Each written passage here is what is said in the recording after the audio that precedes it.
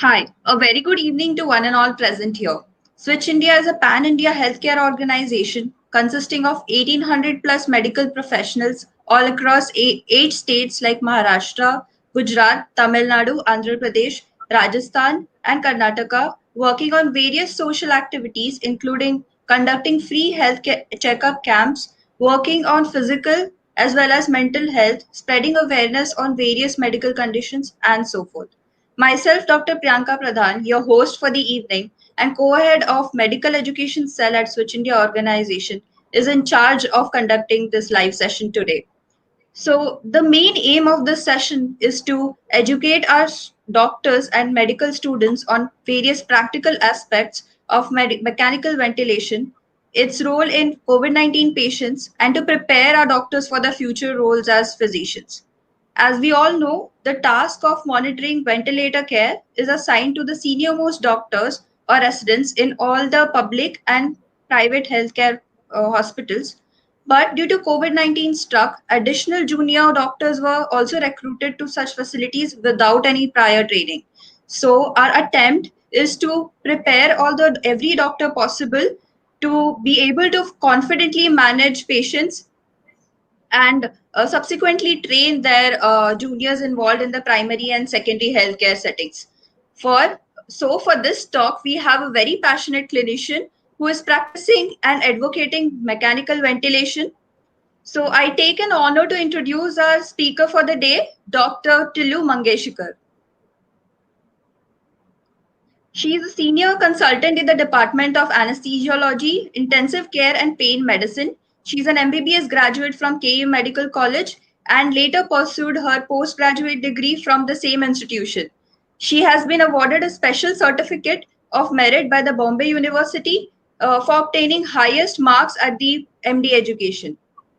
She has done her fellowship in airway management in University Clinic of Saarland, Homburg, Germany in 2003. She has worked as a visiting consultant in anesthetic and pain physician in top hospitals of Singapore. She has been a lecturer at National University of Singapore since 2010 and a teaching faculty in NSG or anesthesiology residency program. Coupled with an impressive background, she is also founder and president of Pearls, an organization for promoting education and training in resuscitation and life support to both medical professionals as well as clinicians. She has a total of 29 research presentations and publications and is currently associated with Saifi Hospital and Kumbala Hill Hospital Heart Institute, Mumbai. We welcome you all to our channel. We request our viewers to keep posting your questions in the comment section below, which will be addressed towards the end of the session. So please hold on to the end of the session to know all your answers. Without a further ado, I introduce Dr. Tilu to take over the session. Well, thank you, Priyanka, for a very kind introduction. I'd just like to rectify one thing. I am not attached to Saifi anymore because I left the country about a few years ago. And I've come back and I'm only attached to Breach Candy and Kambala Hill right now. So, good evening to all the viewers, too. I'd like to thank Switch for having me here. And I know all of you have been thrown in at the deep end in these terrible times. And it's up to us all to manage to treat all the COVID patients as best we can. I'll try to make it as simple as possible, but it is difficult. Every doctor is compulsorily a COVID specialist or an intensivist in these times. Let me start with the basic lung physiology. The lung, at its most fundamental unit, is like a balloon. So the work of breathing is like blowing a balloon. We know that to blow a balloon from when it's absolutely flat is a lot harder than when it's slightly inflated. The rest of it becomes easier, doesn't it? So that's a good point to keep in mind when we are actually ventilating a patient, because what you're doing is exactly that. You're blowing up twin balloons, which are the lungs. The normal patient in the normal lung breathes 20% oxygen in air. That's all he's getting, or an FiO2 of 0.02. This allows him to generate a SpO2 or a pulse oximeter, which is a clip that you put on the finger and read off the screen, of 95 to 100%. Basic respiratory rate stays at about 13 to 16 per minute at rest, and it can vary, of course, if you're exercising and got whatever. Unaware of the work of breathing, even in the supine position. The minute you become aware of the breathing, then it's labeled as dyspnea or shortness of breath, or just discomfort in breathing. Air sacs in the lung are opening with negative pressure and closing with a loss of this negative pressure. So at no time is there positive pressure in a normal spontaneously breathing patient in the lung, apart from when somebody coughs or sneezes.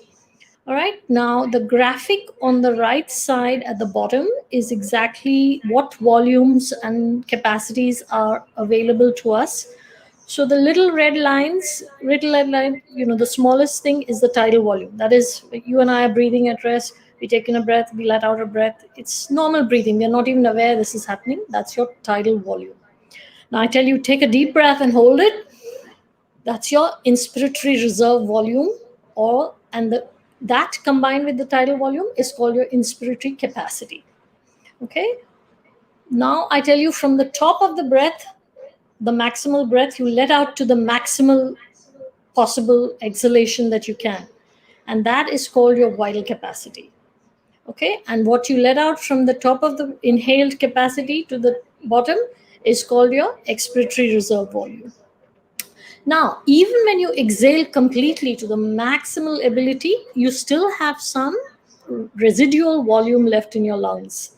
Okay, and that plus the expiratory reserve volume is called your functional residual capacity, or your FRC. Now, this is very important because that is what makes the lung not a deflated balloon, but a slightly inflated balloon at any time. So it's easy to ventilate, right? However, if the lung fills with fluid, that FRC is lost initially. So when you're blowing up the lung, whether it's spontaneous or with us blowing it up, it's a lot harder. Now, what is COVID lung disease? What does it look like? So everybody says it's an ARDS like picture. That's when you think about ventilation and oxygenation.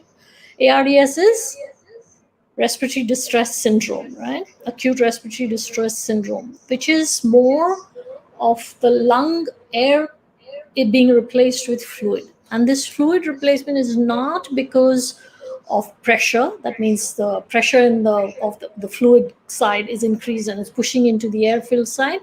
No, it's not because the protein content is low and the air sacs are being filled with fluid. It is exclusively a phenomenon of leak. So fluid is leaking into the lungs with leaky lungs. Okay. So in the mildest form, it's just fever, fatigue, cough, headache, and diarrhea. However, you do get pneumonia pretty early, and with adults, they present with pneumonia with no signs, which is an SpO2 of more than 94%, a respiratory rate of less than 18 per minute. A child may just have cough and fast breathing. So I've specified it for you, but really pediatrics is very specialized, and unless you have training, it really shouldn't fall upon anybody else to treat pediatric pneumonias or pediatric intensive care. It is heavily specialized. So I'll try and not include the children here because it is really shouldn't be up to anybody without training. You can do more harm than good if you try to ventilate pediatrics.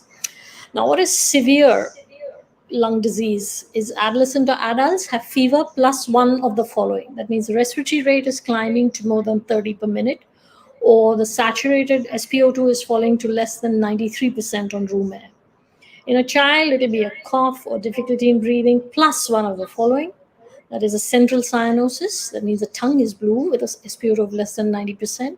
Severe respiratory distress is the indrawing of the chest, grunting, inability to breastfeed or drink. Minute there is a floppy baby, where the baby is lethargic or unconscious, or this child is severely ill. It shouldn't really reach that stage.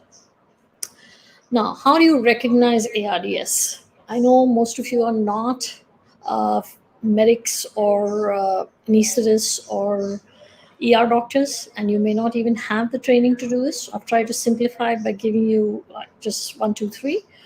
So it's normally seen within 5 to 7 days of the initial symptoms of COVID. It's confirmed by chest X-ray, CT, or ABG, arterial blood gas, CT being computerized tomography of the chest. And the PF ratio. So basically, just if you do an ABG and see the pressure of the arterial oxygen, and you look at the fraction of the inspired oxygen. So suppose somebody is getting 100% oxygen, and his PO2 then should be more than 200 to 300 millimeter ratio. If it's between 200 and 300 only, it is mild ARDS. If it is between 100 and 200, it's moderate ARDS. And if it is less than 100, it's extremely severe ARDS. Now, not all of us are going to have access to the ABG. That means the PaO2 is not going to be available. So there is another clinical sort of ratio that we call the SF ratio. And that is, we look at it over time. You can't take just a spot reading and say, right, the SF ratio is less than 315, is a suggestive of ARDS. No, look at it over a period of time. So, because sometimes the SpO2 may shift or something. So look at it serially, and if you consistently are raising the FiO2 and your SpO2 is still not coming up and above 300, you know it's suggestive of ARDS. I'd just like to clarify the POF ratio is in millimeters of mercury. The SF ratio, the FiO2 is in a fraction of inspired concert. So 100% being 1, room air being 0.2, and whatever you dial up. So if it's 50% oxygen, it's 0.5, like that. Now, what are the indications for delivering oxygen to a patient? So the minute your SATs are less than 94 or 92, or the respiratory rate is more than something, you know the patient is in respiratory distress, right? That means he's hypoxic. And what are you going to do? You're going to be in mild and moderate cases, you can give oxygen via face mask. This is advantageous. What the WHO is recommending is an oxygen therapy immediately for patients with respiratory distress, hypoxemia, or shock with a target SpO2 of more than 94%. Adjunctive measures like proning. Step 1, you do a face mask with 5 to 10 liters of oxygen per minute to aim for an SpO2 of more than 94. The oxygen delivery is variable. The history of COPD. If patients are giving you a history of COPD, you know their hypoxic drive maintains their respiration. So if you give them 100% oxygen or variable oxygenation, you're actually taking away the hypoxic drive and they could stop breathing. So you then use something called a Venturi masks. These have little colored, I'll show you a picture in the next slide. They have that actually regulate the FiO2 to between 24 to 50%. And in these patients, you aim for an SpO2 between 88 to 92%, because these people live on low oxygen, right? So they are used to having a low oxygen. Now, step 2, if that doesn't work, then you go on to a face. That means you can't bring your SpO2 up. What are you going to do? You're going to use a face mask with a reservoir bag. So this actually collects the oxygen and it matches the patient's flow rate, because the patient's going to have desirous of more flow rates and higher flow rates because of air hunger. So flow rates of 12 to 15 liters per minute are used, which is typically the minimum flow required to maintain bag inflation. And this gives you a FiO2 of 0.6 to 0.95. That means 60 to 95%. Nasal cannula are not good or not recommended in COVID-19 patients because they cause a higher spread of droplets or aerosolization. So we will use nasal cannulas, but only in the high flow nasal cannulas if you can manage it in a closed environment. Step 3 is non-invasive ventilation with CPAP or BiPAP. CPAP being continuous positive airways pressure, and BiPAP is bi-level positive airway pressure. I'm going to show you pictures of all this so you will get a clearer understanding. This is just a list. And the last step is for intubation and ventilation. This is extremely invasive, extremely hard to manage, even in the best of hands. And so far, what we've seen is that with COVID-19 patients, your trigger to ventilate, intubate, and ventilate should be a lot lower, because there's mortality is 49 to 50% with intubation and ventilation. So whether you ventilate them or don't, that's the mortality. Now, these are pictures. So the top left is a plain oxygen mask, and the top right is where you dial up the flow. You can go from 3 to 5 to 15, depending, just turn that and you can dial up the flow. The lower left is an oxygen mask with a reservoir bag. So you connect the same tubing, and the reservoir bag is distal to the patient and the oxygen tubing. So when the patient is breathing in, the patient draws a breath in through the reservoir bag, and when the patient is breathing out, it continues to fill the reservoir bag, and he breathes out through the holes in the oxygen mask. Venturi mask is what I told you about, which we use where we want to regulate not exactly, but fairly precisely what concentration of oxygen is going to the patient. So basically, the bigger hole in the middle is where you connect your oxygen tubing, and the smaller holes on the side entrain oxygen through the atmosphere. Entrain air through the atmosphere. So that's depending on the size of the hole, it'll entrain more air or less air. So if it's really narrow, it'll be less air. If it's really wide, it'll entrain more air. So that varies the oxygen concentration going to the patient from 24% to 50%. And they're all marked individually. You can see the green one is 50%, the blue one is 24%. Now, what is CPAP and what is BiPAP? I told you that. So normal breathing, you can see the extreme left on the graph is normal breathing, which is just your tidal volume.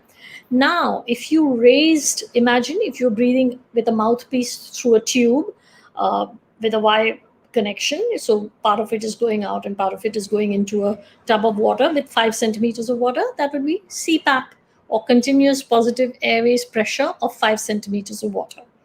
Now, if you had it like at 2 levels, so somebody switched the water from 20 centimeters during inspiration to 5 centimeters during expiration of water, then it would be a twin level of positive airway pressure. So 20 centimeters during inspiration and 5 centimeters during expiration. Air normally flows from area of higher pressure to lower pressure.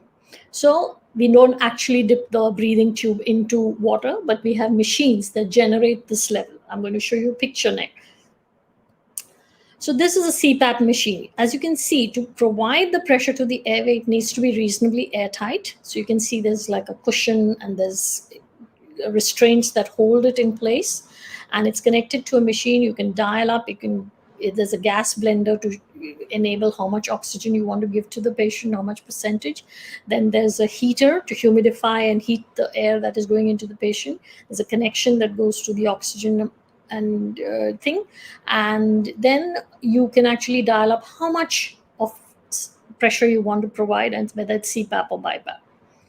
This is a high flow nasal oxygen cannula. I told you nasal cannulae are not very good for COVID-19 patients. However, you can use them if this is a high flow nasal, because cannula, you can see it sort of provides a reasonably tight fit around the nose, and the patient has to keep his mouth shut, so it sort of provides a PEEP or CPAP approximately of 5 centimeters of water. You can use 40 to 60 liters per minute of oxygen. You can go to a FiO2 of 100%, and you can use warmed and humidified air. It's fairly effective, and if you have no other choice, I would use it. Indications for intubation. Now, I've told you, I'm going to repeat it. It's really a last resort. I wouldn't be in any hurry to intubate until I was very, very sure that it's indicated.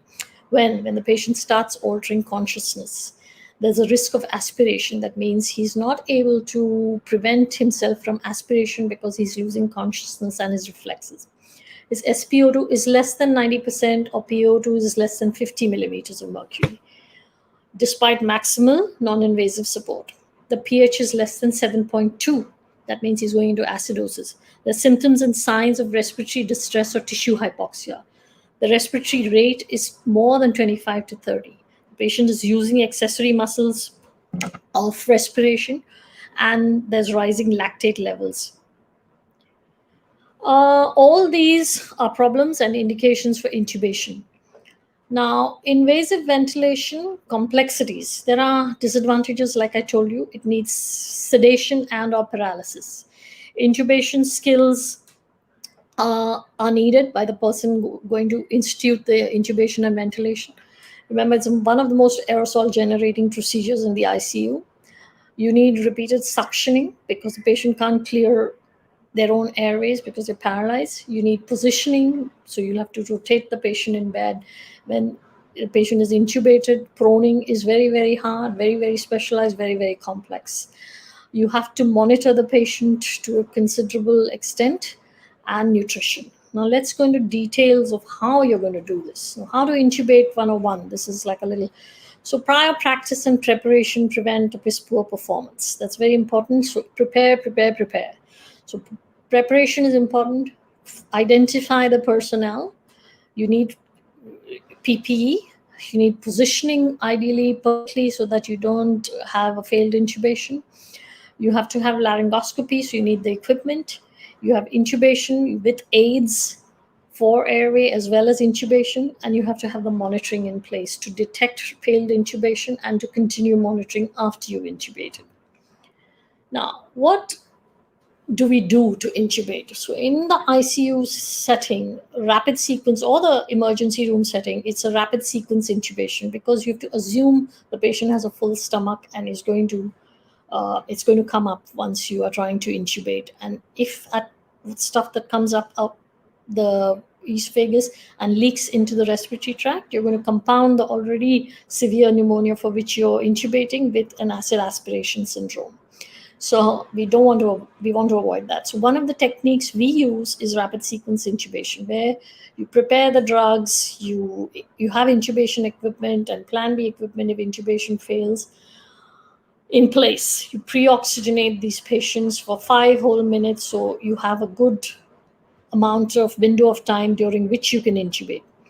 3 people are needed: someone to do the airway, that means the intubator, someone to administer the drugs and sort of monitor what's going on and call out stuff to the intubator, airway assistant who can provide pressure to prevent aspiration or pressure on the front of the larynx to help visualize the larynx. The most experienced of all these should be the one intubating. You use disposable equipment where available. Have something handy to dispose of the contaminated equipment right at hand. Wear PPE. Now, when you take don and doff, that means put it on and take it off. We use the buddy system all the time. So somebody is making sure you're doing it right, in the right order and in the right technique.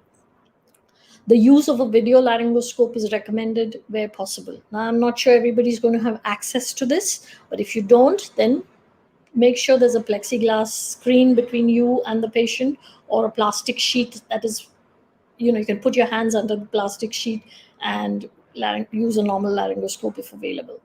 But these are hard to do. So practice all this with a mannequin while you can. Don't wait to do it first time on a real patient.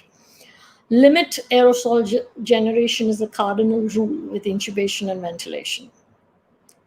Now, the ideal position of the head to intubate is flexion at the cervical spine, extension at the atlanto-occipital joint. So that is called the sniffing of the morning air position. So that means, imagine if you stuck your head out of a window and tried to sniff the morning air. That would be exactly it. Why do we do this? There are 3 axes that we need to get aligned or in one line so that you can see exactly what you're trying to do. It means you can visualize the vocal cords. So that's the oropharyngeal axis and the tracheal axis. Now, the oral axis is the last one. The pharyngeal and tracheal axes are what we align first. And how do we do that? By putting the patient's head on a pillow. As you can see in the lower diagram, both those axes are tending to get into one line. Now, the oral axis we can align by extending the head. So that means tilt the head backwards. See, now all 3 axes are in as near a line as possible. And your visual axis can be optimized by putting a laryngoscope and extending, when you put it in and pull the laryngoscope blade towards the ceiling of the room, that visual axis is also aligned. Okay, so the patient should be supine in the sniffing the morning air position, with the neck slightly to moderately flexed onto the chest and extended at the atlanto-occipital joint. This brings all 3 axes into alignment. Now, what are the aids we use while we are trying to maintain an airway before we actually you put in the laryngoscope? We use an oropharyngeal airway or we use a nasopharyngeal airway. Any airway, the size is determined by measuring it from the mouth to the tragus. The tragus is the lobe of the ear, the front lobe of the ear, or from the nose to the tragus, and if that is optimal. So you can see the top one is not ideal. The top one is ideal. The middle one is too big for this patient, and the lowest one is too small for the patient. It needs to reach without obstructing the airway. Same thing with the nasopharyngeal airway. You pick the size that fits from the mouth or the nose to the tragus and lubricate it well. Don't do it if the patient has a bleeding disorder. Use a smaller one, and because it will cause bleeding from the turbinates as you push it into the nose. Put lots of lubrication and gently screw it in till it sits so that no more can go in, because the proximal end of the tube either has a safety pin through it or it's dilated, so you can't actually push it any further. Now, this is how you set up the bag mask ventilation for the bag mask kit for the pre-oxygenation. So as you can see, on the left is your kit unassembled, and on the right is the kit assembled. So it starts from where the finger is pointing, it's the mask. Then you have a viral filter. Then you have the entitled CO2 detector in between with the finer tubing. Then you have the one-way valve. To the left of the one-way valve is a PEEP valve, which so you can provide 5 centimeters of PEEP. And then is the connection to the bag, the ambu bag, and that is connected in turn to the reservoir bag, which you can see in the left side picture, and that's connected to an oxygen tubing that connects to the oxygen supply. Completely assembled, this is how it looks. So you place it on the patient's nose and mouth to create an airtight seal. And sometimes the patient's airway is hard, so you might need both your hands to hold the mask in place, and somebody else will have to bag for you. Those are all practicalities, and the more you do it, the more you will find ways to work around it. Now, this is a video laryngoscope or a glide scope. A video laryngoscope has a screen that's set up far away, and the laryngoscope goes in the patient's mouth. This is the view that you get on the screen. A glide scope is more like looking with a normal laryngoscope, and the screen is a lot smaller. It's attached to the blade, so it's closer, but you can put it on the other side of the plexiglass screen or the plastic sheet, and you can use that too. Now, this is the laryngoscopy view. I'm aware that not all of you have seen what a laryngoscopy looks like. If you have any chances to go and actually practice in the theater with your friendly anesthetist, you should go and do this in a paralyzed patient, so you at least have like a hands-on touch and feel of what it looks like. But in the event you don't, and it's the first time you're doing it, this will be your view. So the extreme left in the middle picture is what the vocal cords, the arytenoids, and the epiglottis look like. Sometimes you may not see all of it. Your objective is to put the tube between those two white shiny things, which are the vocal cords. You may not see all of it. You may see the vocal cords only partially. You'll see the arytenoids and the epiglottis. Sometimes you may not see any part of the vocal cords. All you see is the epiglottis. And what might possibly be the larynx. Very useful in these cases is to use a bougie, a gum elastic bougie, which is an intubation aid, and it's very narrow, and you can push it through, and you can feel the tracheal rings click, click, click as you go in. And last, you can see nothing. That's we call it's graded according to what you can see. So grade 1 being easy, grade 4 being terribly difficult. So grade 1 and 2, you can use a tube with either a stylet, which will direct it. You can shape it to go into the vocal cords. And grade 3 or grade 4, you can try with a gum elastic bougie and intubate over the gum elastic bougie. The next slide shows you pictures of actually doing it in person. The first one is a picture of somebody using the glide scope and using it with a stylet. The second picture shows you a gum elastic bougie has been put in, and they're threading the tube over the gum elastic bougie. And the third picture is showing you somebody using a glide scope in a mannequin. Now, once you put the tube in, you have to check that it is in where it should be and not in the wrong place. When in doubt, take it out, right? But visual confirmation of the cuff actually passing under vision to just below the cords is the gold standard. However, waveform capnography, where you can see you actually get this waveform if there's carbon dioxide coming out of the CO2 capnograph sensor that we have attached to the tube and ventilator.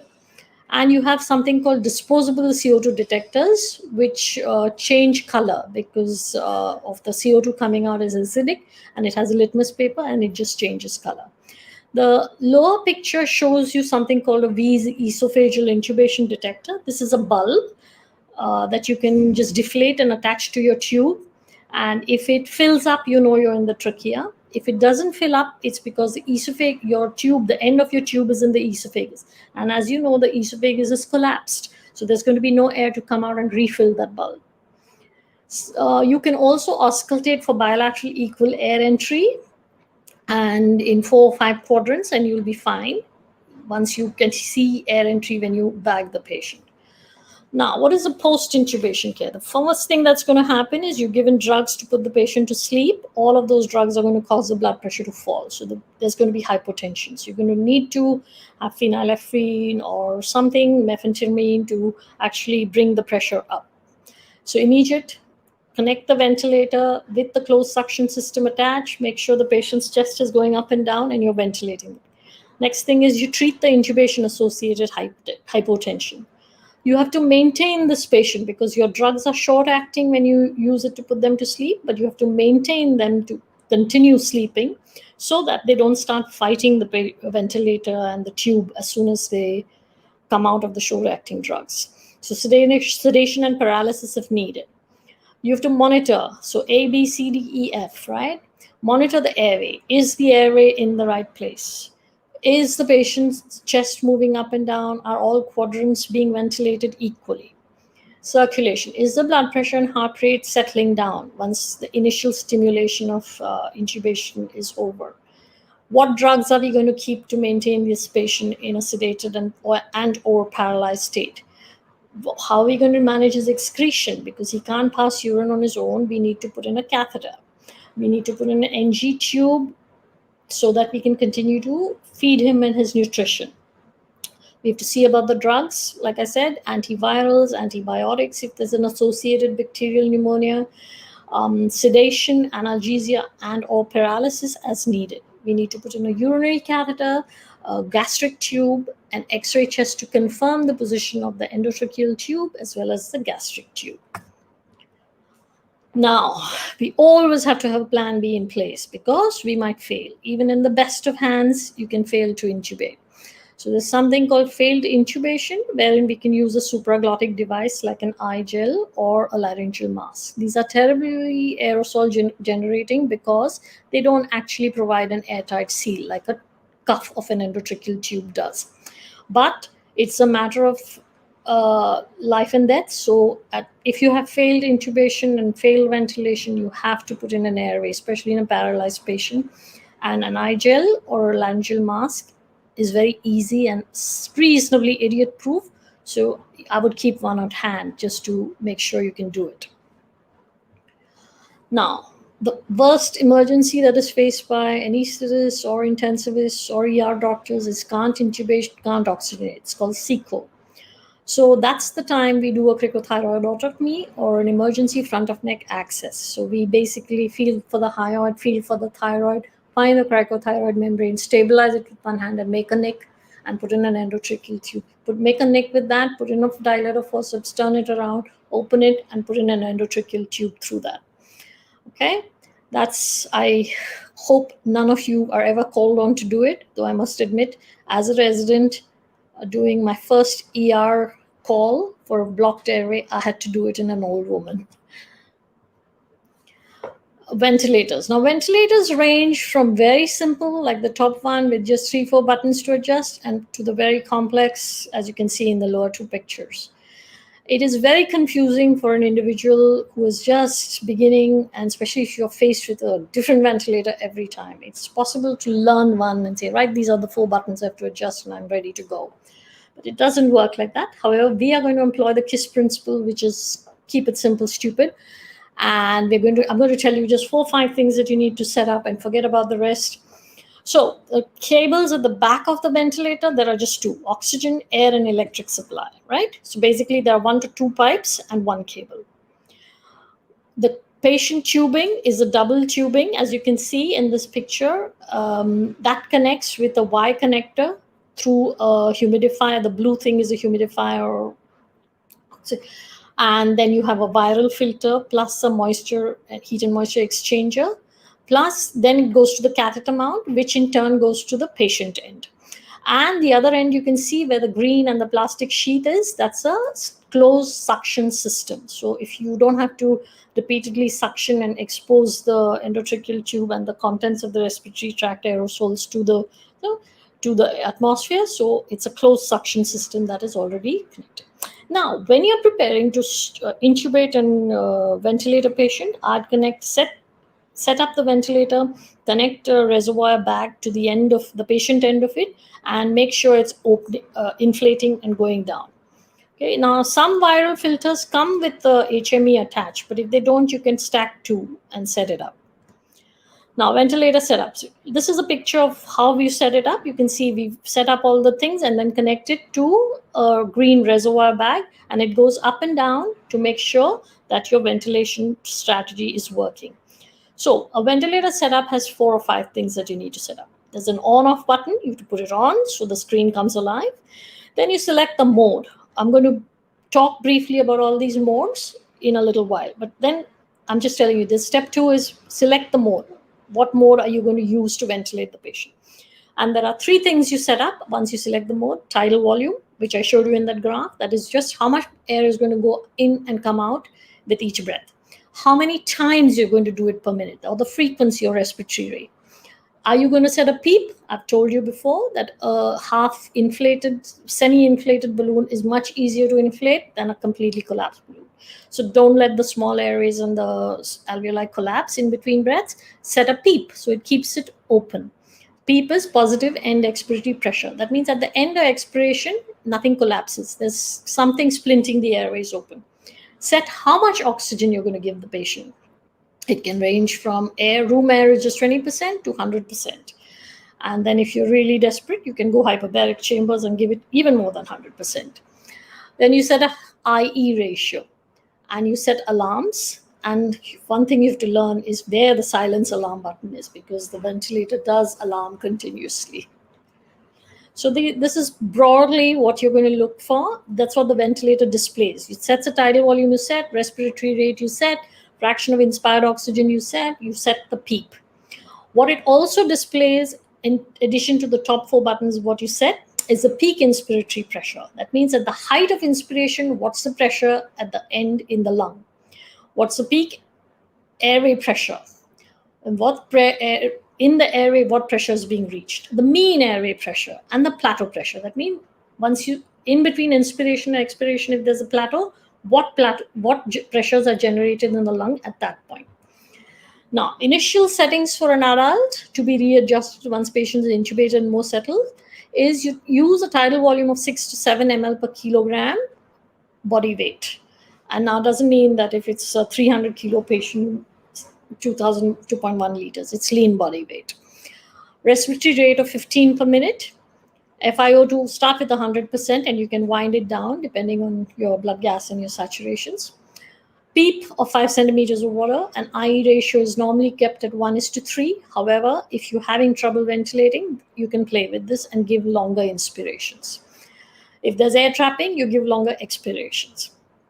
Peak inspiratory pressure, you should try to protect the lung from pressures higher than 35 centimeters of water. Now, let's talk about the modes. There are controlled modes, which are volume controlled and pressure controlled. Now, volume control means just that. You set a tidal volume of 400 ml, and that will be delivered to the lung no matter what pressures are generated.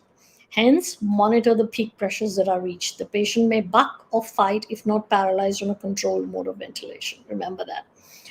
So controlled ventilation modes are not very friendly to the patient because that bellows is going to cycle no matter what 15 times at 400 ml of tidal volume.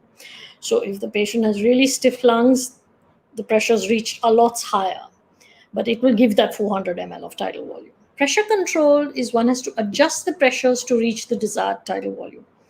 So it's often used in children where uncuffed tubes are used. So that means because there will be a leak around the tube. Doesn't apply to COVID patients because we will use cuffed tubes to prevent leak into the atmosphere.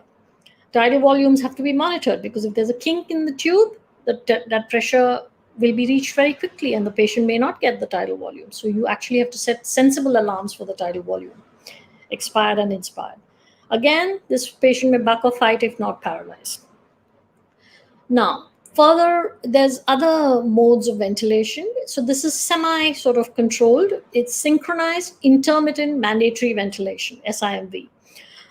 It's a form of controlled minute volume, but the machine waits for the patient to start the breath and then breathes for him. So it's more patient friendly and more tolerable. It's a better mode to use if sedation and paralysis is not available or desirous. So if you don't have the wherewithal to, really overrun and you can't have somebody monitoring what sedation and paralysis is going, and the electricity may go off or the oxygen may go off, and you don't want to paralyze the patient, so you can continue to breathe at least if something goes off, better mode to use. Now, what one sets in for this mode, in addition to all what I've told you before, the 4 things, you set a trigger. So if suppose the patient's own respiratory rate is something like 30, you don't want him to breathe at 30. So you set the trigger at a really, that means the patient has to generate a really high negative pressure, very negative, to trigger the breath. So it makes it very hard for the patient to generate a more negative pressure. Okay, and then you set you want a ventilatory rate of say 15, 16. So you set that SIMV rate of 16 and the trigger you set really high. But if the patient's triggering his own and you think once you deliver the oxygen, he'll settle down, you can set the trigger to an easier level, okay, for the patient to generate. Now, supported modes of ventilation are the patient's breathing. The patient initiates the pressure support, the patient initiates the breath, and the machine supports the breath with as much inspiratory pressure as one sets. So if the patient is fairly dependent, you set like about 20 centimeters of water. If the patient is not needing too much support, you can set it out to 8 or whatever, 10.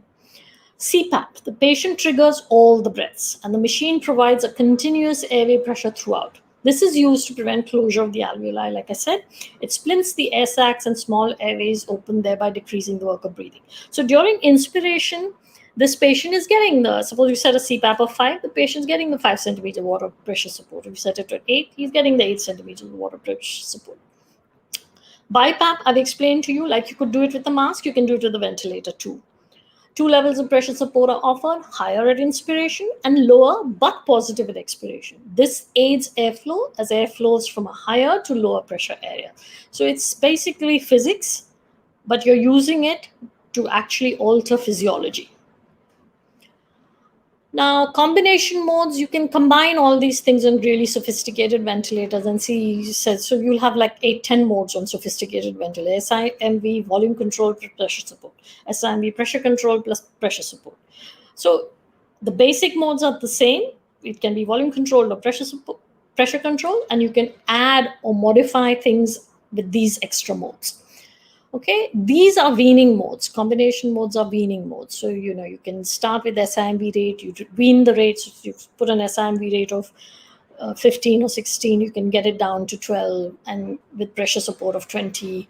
And then you can get the SIMV rate down to 8 with the pressure support of 20. And then you can get the SIMV rate down to 4 and start weaning the pressure support to like 15 or 12 or 10 or 4, and then go straight to CPAP. And then okay, that's how the pressure support can be weaned as the patient requires less and less assistance. Now, tips and tricks. Practice, practice, practice on a mannequin with your mates again and again and again.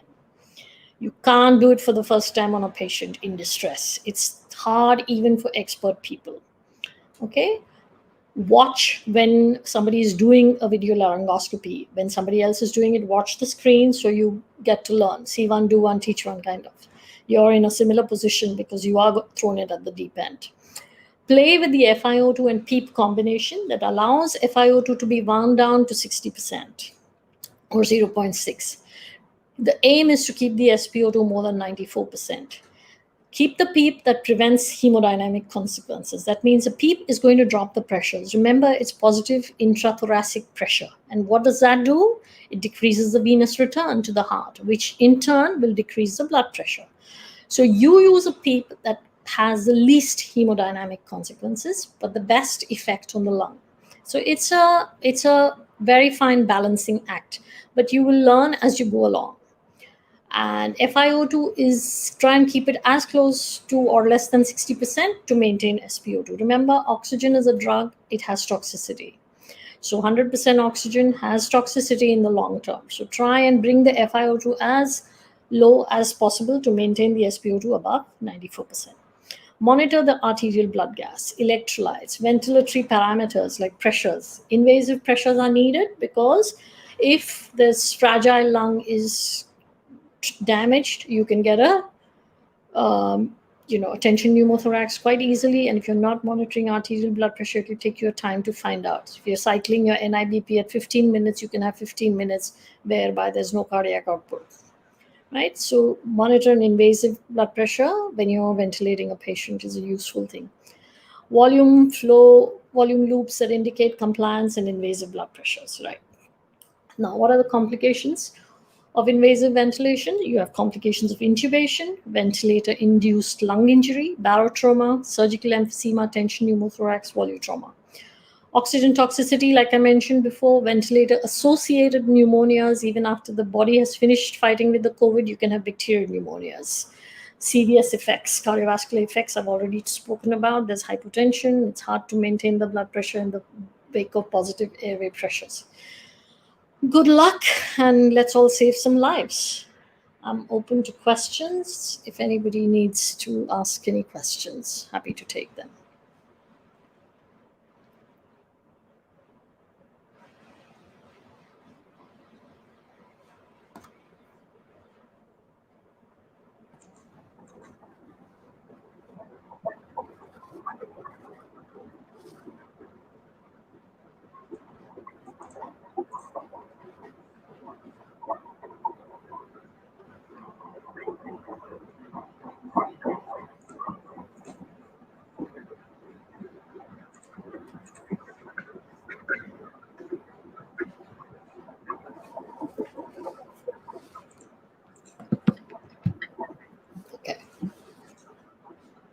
Ma'am, we have a few questions in the comment section, if you can see. Yeah. I can see, please start reading questions, but I can't see, in the comments, okay. Right. Yeah, ma'am. Okay. Do you want me to read out for you, ma'am? No, I'm good. Right, so let's see. Okay, somebody asked, could you please show us a video of intubation? So the video would take long. So what I've done is I've attached two videos of one of oxygen delivery and one of intubation and ventilation. That would be very useful for people. One is from Kozhikode and one is from somewhere else. But I've attached them in my notes section. So I suggest you look at it in your time because it's very useful to learn. And yes, if you want something specific for video, I am going to attach it and I shall put it up. I'll get Priyanka to see where to put it up. Okay, let's see. How do we know which mode the ventilator is in? So there's a knob on the ventilator that you can dial in. You can do control ventilation, pressure support, SIMD plus pressure support. All the modes that I showed you, that's actually marked quite clearly. Okay. How can I calculate the resistance of a tube from the pressure? So, a narrow tube will, or bronchospasm will cause a higher pressure. So, the resistance is high. Okay. And you don't need to calculate it as a number, but you need to be able to judge when the resistance is very high. So if the tube size is age upon 6 plus 6.5. Okay, so in an adult male, it's 8.5. In an adult female, it's 7.5. Okay, maximum 7.5. I wouldn't use larger tubes because we have nice tubes now. And the old teaching where we used to use 9 and 11 is not really indicated. Right. What is a trigger? Now, Jean Marcel is asking me, what is a trigger? A trigger is what causes the patient triggers the ventilator. So, like I said, you set the trigger sensitivity to high. That means it's very sensitive if you want the patient to trigger. You want to keep the sensitivity very low when you don't want the patient to trigger. So, if you make it very, very negative, it's really hard for the patient to generate that amount of a negative pressure. If the work of breathing is so hard, and to even for us to generate a huge negative pressure is hard work, isn't it? So it's the same thing. So that's what is the trigger mode. Now, somebody said slides are not clear. Okay, when is BiPAP and CPAP required respectively? CPAP, I told you, is good for everyone. And like I said, before non-invasive is converted to invasive, you have to try high flow nasal oxygen, you have to try CPAP, you have to try BiPAP. So CPAP is earlier than BiPAP. Okay, both will require machines to generate the CPAP and the BiPAP. High flow nasal oxygen will require the special cannulae that I showed you a picture of. Okay, when to extubate? When to extubate? When the patient is breathing on their own, unable to maintain saturation. So basically, they have to maintain saturation. That means the lung has improved. They have to have a respiratory muscle effort. So their respiratory system, the mechanical system is working adequately, and then you can extubate when you know that the patient can maintain the airway and breathing and circulation.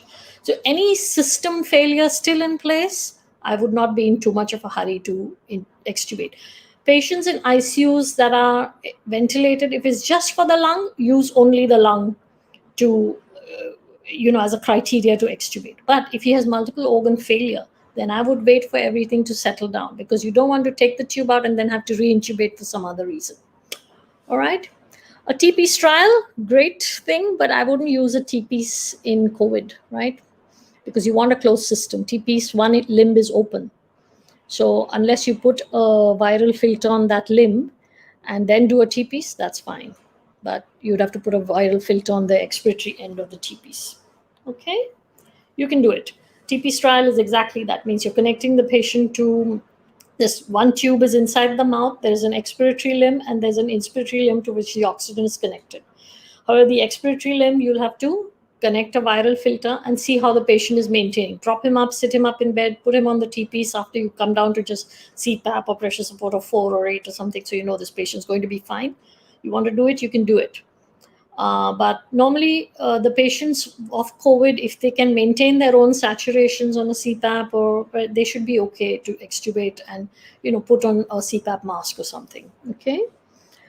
No. Do we take off intubation for some time to check whether the patient's ready to extubate? No. Take off intubation means you've already extubated the patient. If you're asking me, do we take off the ventilator for some time to check whether the patient's ready to extubate? Depending on what ventilator you've got. You've got a very simple ventilator that just ventilates and no sophisticated modes to put on CPAP and BiPAP. By all means, disconnect, put on a T-piece with a viral filter on the expiratory and check, and you can extubate. How does one decide the PEEP value for the patient? Like I said, PEEP is you dial up the PEEP depending on how your oxygenation is doing. It's a balancing act between FiO2, PEEP, and hemodynamics. Okay, it always is. So you dial up if your FiO2 is 100 and you want to bring it down, because like I said, that's one of your first aims, and you've got a PEEP of 5. But you're maintaining a saturation that is 94, 96, not great. So bring it down to 90, and now your saturations come down some more. I'd dial up the PEEP to 6. Okay, I'd dial up the PEEP to 8. Your blood pressure is still being maintained, great. So come down more on the FiO to bring it down to 70%. And you're maintaining a PEEP of 6, and then the saturation starts to come down. You can go up to 8, you can go up to 10. But then the blood pressure will start to fall. Then that limits your PEEP. Then you have to go back to your prop up the patient, get him to sit up, all that, any which way to ventilate, to oxygenate the patient. Adjustments of PEEP, somebody else asked. I trust that's explained. It's a balancing act between oxygenation and hemodynamics. Okay. Putting a patient prone means you're exposing more of the lung So let me explain why proning is so important. When you're standing up, the bulk of the base of your lungs the blood goes there, and the best part oxygenated is the apices. When you're lying down on your back, the bottom, which is a huge part of your lungs, is got the maximum perfusion. That means the blood collects there, or it's weighted, right? And the aerated part is the front of the lung, which is why the maximal area of the lung that is available for gas exchange is the back, which is why we like to ventilate ARDS patients prone. However, on a ventilator, proning a patient is highly technical, highly sophisticated. I would not encourage you to do it. It's a good idea to tell people who are awake in your hospital, COVID hospital, is when you're lying down, try and lie down on your stomach. So you're oxygenating a greater part of the back of your lung, which is the best area for air exchange. What is normal PEEP? Oh, oxygen toxicity. Let me just answer this one first. 100% oxygen may create oxygen toxicity. How to deal with it in emergency? It's not really an emergency. It's a long-term process which causes retinopathies and things like that. So no, you should try to dial down. It's not an emergency, but you should try to dial down the oxygen from 100% as early as possible. What is normal PEEP and PIP? PEEP is positive end expiratory pressure. It is what you set in a machine or on a CPAP mask or whatever to create positive end expiratory or positive airway pressure. PIP is peak inspiratory pressure. That means if I'm putting volume control ventilation, if to deliver 400 ml of tidal volume, my lungs will probably take a pressure of 20 centimeters of water. In somebody else, it's going to take close to, somebody with ARDS is going to take close to 30 centimeters of water. That is the PIP, the peak pressure is experienced by the lung during inspiration. Okay, best books for practical aspects of critical care medicine and mechanical ventilation. Well, ventilation, West's Physiology and West's Lung they're two excellent books. But I think ventilation and clinical aspects are best hands-on by the bedside, from actually experiencing ventilating different kinds of lungs. Any guidance on using oxygen concentrators at home? No, it's exactly the same. Oxygen concentrators just generate oxygen from, I think, 3 liters to 10 liters, depending on what sort of concentrator you have. So basically, it is a supply of oxygen. It's like having an oxygen cylinder, but you can't dial up the flow more than 3 to 10 liters. Okay, that's all it is. So yeah, it can be used at home perfectly. Now, what else? During intubation, even if aerosol spreads, since we are in PPE kit, that shouldn't be a matter of concern. If you want to take that risk, yes, but the point is you want to minimize. What if there's a tear? What if there's an accident? What if while taking it off, you do something, it's sitting on you, and you get a big viral load? That will be a really big viral load with a COVID patient, right? His respiratory tract is colonized with the virus. Now imagine if there's a little bit on your mask and you make a mistake taking it off, putting it on. You don't know if there's not properly done. So I know PP is so what, have you been in an aircraft? They always say put your own mask on first before you attend to a child, right? You have 8 minutes of oxygen left or something.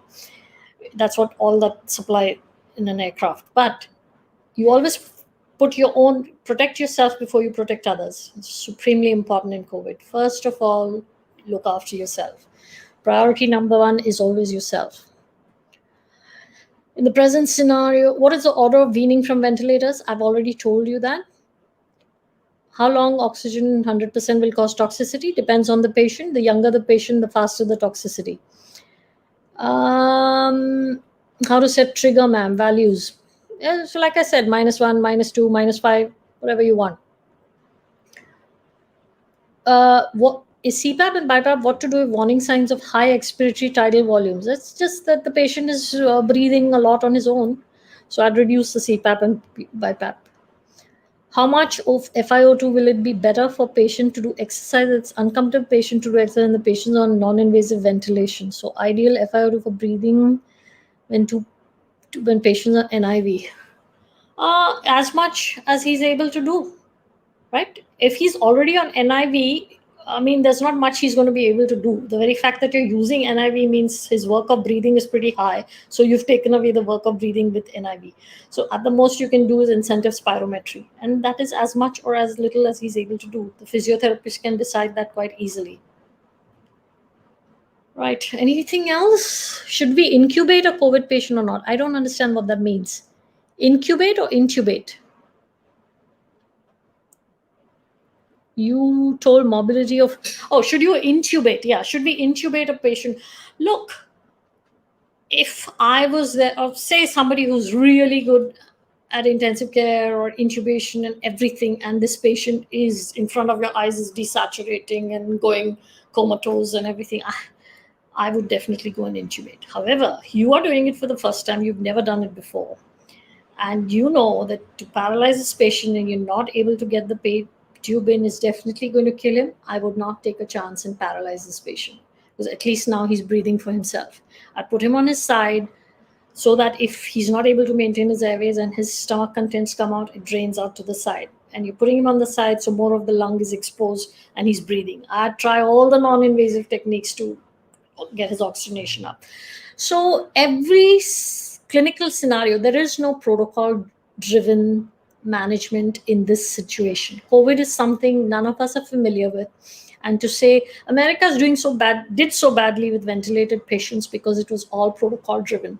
The respiratory tech tells you, right, this is the saturation, this is what we're doing, and it'll be done. But look, they are high tech, high resources driven healthcare system. We're not, right?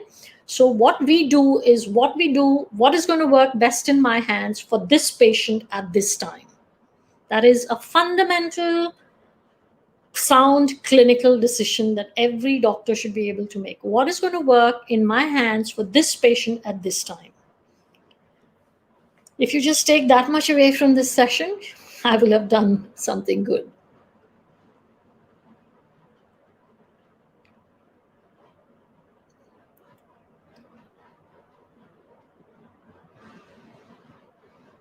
I think we're done.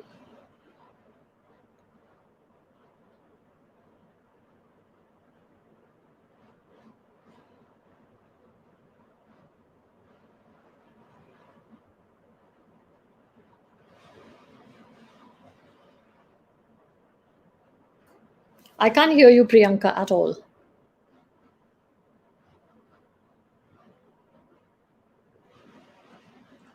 Hello? Yeah, Am now I I can hear. Yeah. Yeah. Sorry for the inconvenience. And so I think we are pretty much done with the Yes. Q&A session. For those of you who are not able to attend this live session, can revisit our channel and watch this live session whenever you're free. And also, if you have any further questions, please drop your questions in the comment section or get in touch with us in our social media handles as mentioned. We'll get back to you as soon as possible. So hope you all like this session. First of all, I would like to thank ma'am for this excellent presentation and for guiding us through this session. I would also like to thank our collaborators who are Junior Doctors Association, Association of Resident Doctors, and Associates of State Medical Interns to spread a word about this session. And lastly, I would thank to all our participants who have attended this session for patiently listening to us, and you have been a great audience. Also, hope this session was very beneficial for you. If you find this session useful, please like, comment, share, and don't forget to hit the bell icon. And do write a feedback to us in the description below. This is me, Dr. Priyanka, signing off for now. Thank you so much. Stay healthy, stay safe. Thank you. Bye-bye.